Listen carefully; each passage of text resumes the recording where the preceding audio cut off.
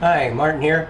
Today I want to show you how to make your own set of farmer carry handles or farmer walk handles. I've been wanting to make a set for quite some time, and I came across some metal that Schneider Elevator hooked me up with at a job site that they didn't need no longer, and these are these plates right down here. These are 36 pounds a piece, and they use them to balance the elevator car. So they hooked me up. Thank you, guys. And then the way I got these designed is the top plate comes in right at 42 pounds, and then each additional plate's 36 pounds, and we can get all the way up to 148 pounds per handle, which definitely is more than I want to handle right now, I'll tell you that. All right, and I want to give out a special thanks to my mom and dedicate this video to her. She's been waiting for this one for quite a while, so here it is, Mom. So let's get started. All right, I got one of them built already, and I want to show you how to build the second one. Now what I got here, this is 1 inch thick, 3 1/4 inch wide plate steel, 38.5 inches long, and they weigh right around 35.6, 35.7 pounds each. Now, I was always looking for like 3.5 or like a 3x4 or 4x4 tubing, steel tubing. And that's what I was going to build them out of. And then I was going to have posts, let's say, right here, and you drop your weights on here. Okay, well, with these plates, this is going to work out, just fine this way. And that way I can just add more plates. Of course, the weight goes up really fast. I mean, just this top handle here, it weighs at 41.9 pounds. You add the second plate, you're at 78 pounds, and the third plate brings you 113.6. So it goes up quick. And then, of course, you could add more plates. I think 3 plates here for me is just fine. Okay, so like I'm saying, you could build it out of a lot of different things. Here I got some flat 3/8 thick bar. It's 1.5 inches wide. And then I got some DOM tubing. This is left over from a tie rod that I was custom building. It's 9 inches long. I make a great handle. And then what I'll do is weld the nut inside of here and bolt it on. And then I've drilled holes through the side here of the handle where I can raise and lower the handles if I want. Now you wouldn't have to do that. You could simply just weld on this handle and you're good to go there. All right, well, let's get going on this. First thing I'm going to do is cut up the pieces for the handle, 12 inches long each, using a bandsaw to do that.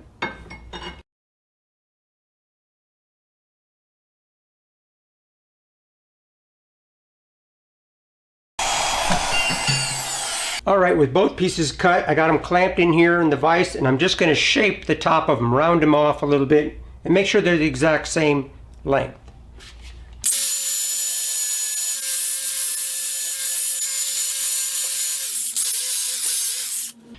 All right, just like that. Okay, now I'm going to drill the holes in this piece of metal. I went ahead and marked at 3/4, 1.5, and then another 1.5. So 1.5 down from this first mark, and then another 1.5. So that'll give me a total of 3 inches of travel to move the handle. After I got those marks, go ahead and center punch.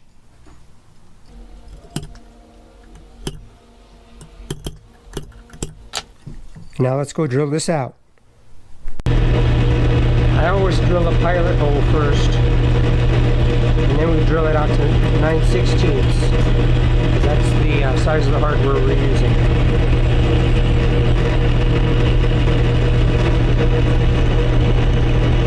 Drilling out both pieces at the same time.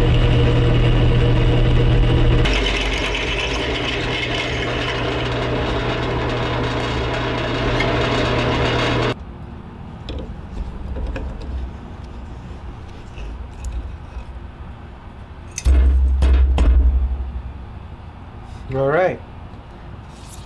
Next we're going to work on the handle itself, and then I'm using 9/16 hardware. And the reason I picked this is the nut fits in there pretty much perfectly. And I'm just going to tack weld that nut in there. And that way we can run the bolt through the metal and secure the handle. Alright, I got the nut just screwed onto a bolt here. And what I'm doing here is going to use this bolt to hold that nut in square. And then we're going to use this magnet here to help hold the bolt.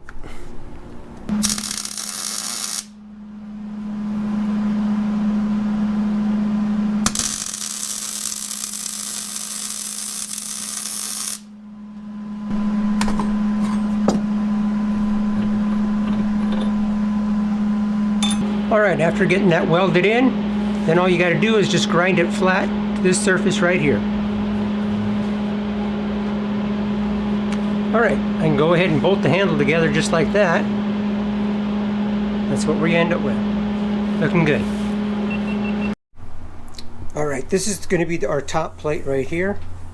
I've went ahead and ground off right in here so I can get a good weld on here. This is where one of the handles will sit.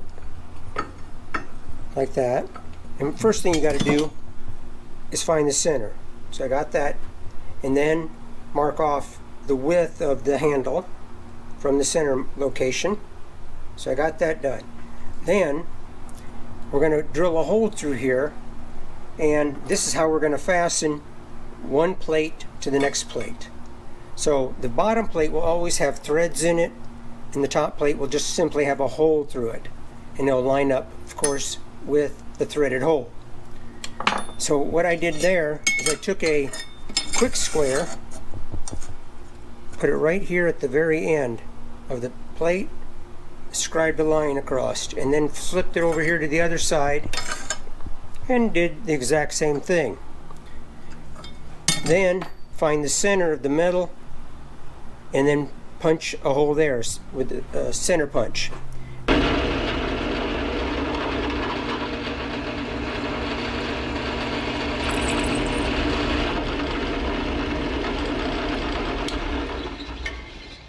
Alright, I went ahead and drilled this hole out to the exact size for tapping. So this top plate will have to be drilled out to a larger size hole, the actual diameter of the bolt, or a little bit larger. Okay, I put the other plate underneath here, this being the top plate still, and just using the existing hole to make, as a guide where to drill. Now flip it around and drill out the other side. Oh man, this is like a workout in itself. I got one of these rollers here, these guide rollers. They really help out a lot, especially with this heavy stuff. As soon as I get this pilot hole drilled through these two pieces, I'm going to go ahead and up the size and drill out to the diameter of the bolt.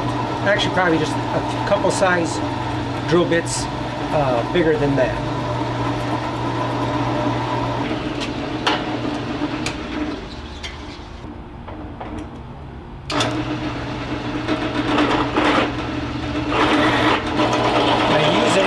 Pilot bit, it goes through this metal so much easier when you go to the drill bit you do want to drill it out to.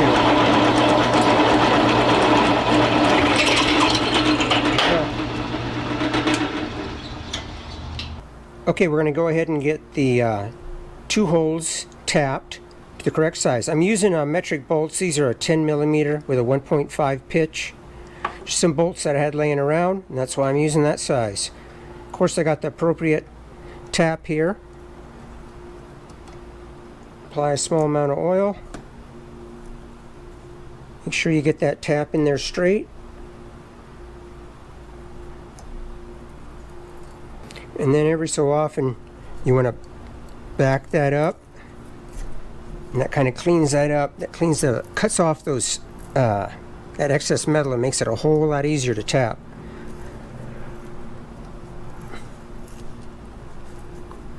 Yeah, right there, I can feel it's getting tough, so we back up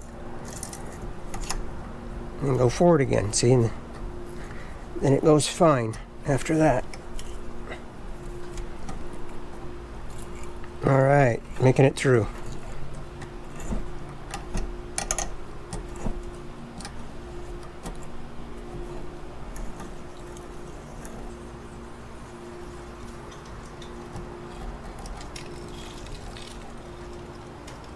Okay, I got the handle placed on here using these magnets that you can turn on and off. Really work very nice. I do like those.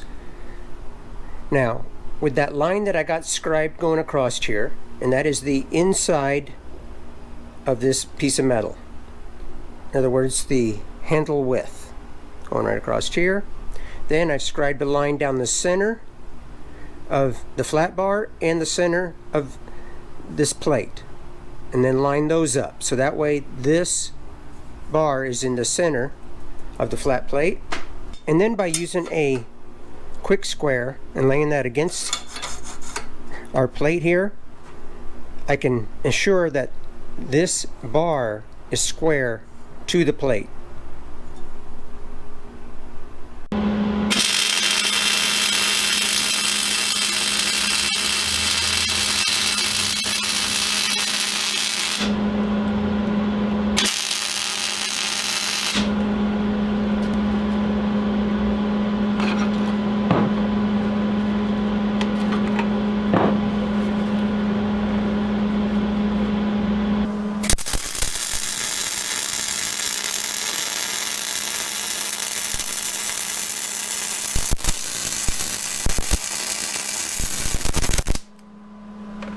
Alright, all I got to do is tighten up these two top bolts.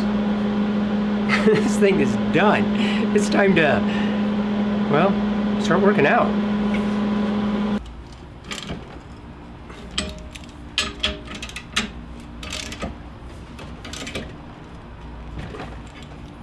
Alright, I had a small afterthought. You know, jumping from one plate to the next plate, it's a pretty big jump, because you're talking what, 36 pounds per plate. So when you start jumping 72 pounds picking those up, that's a big jump. So I happen to have a couple extra bars right here, and I'm going to divide them up in fourths. That way I'm only jumping like 16 pounds per arm, around, right? Something like that. So what I've done is went ahead, divided up in fourths, and I went ahead and drilled holes in these. As you can see, there's two holes right there, and it just keeps doing that in fourths. And the reason there's two holes is one's going to be a pass-through hole for the bolt, the other one is threaded. And in certain situations, you're going to need one or the other, and I'm going to show you that in a little bit. But first, to cut all this, I don't want to cut it with my portaband because it could probably take forever and a day to do 6 cuts. I got a friend of mine, he's got a horizontal bandsaw. We're going to run up there and see if they'll cut these a lot faster. All right, see you up there. All right, I'm over here at my friend's house, Scott, right here. Hello. And what's better to have a friend that's got a saw like this, but then not does he only have one lathe, but he's got 2. Well, 3 if you count that one. Oh, this one here too, huh? Brake lathe, yeah. Brake lathe too, oh my gosh. And then of course, you can't miss the mill. I mean, I've played with that, that's fun. Yeah. We've already got a few of them cut right down here.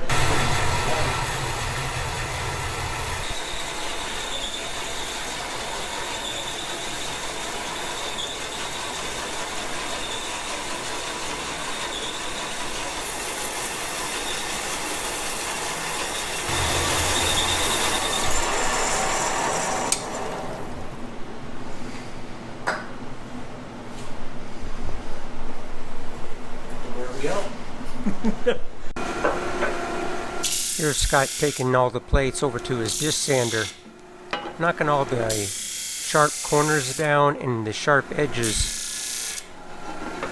Avoid any cuts that way.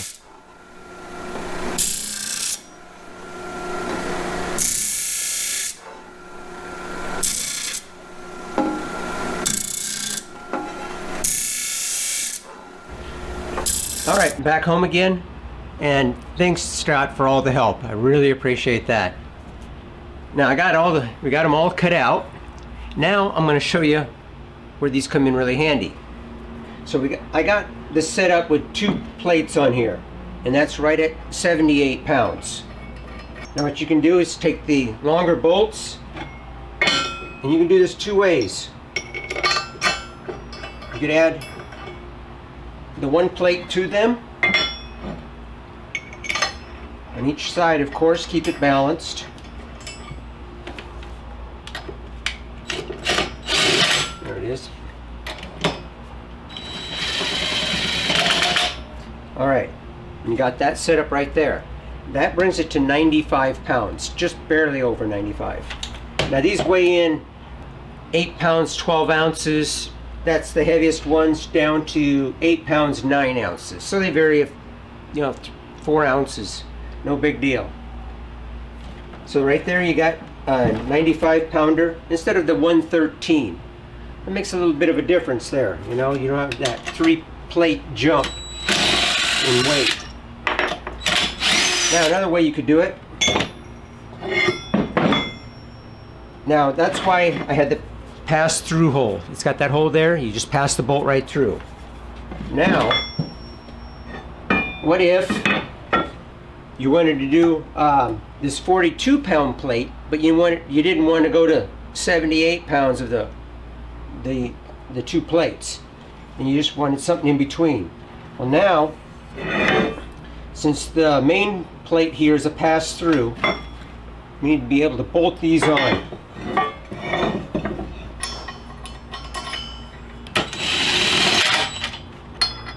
So you just line up the bolt with the threaded hole. And there we go. Let's see what this weighs.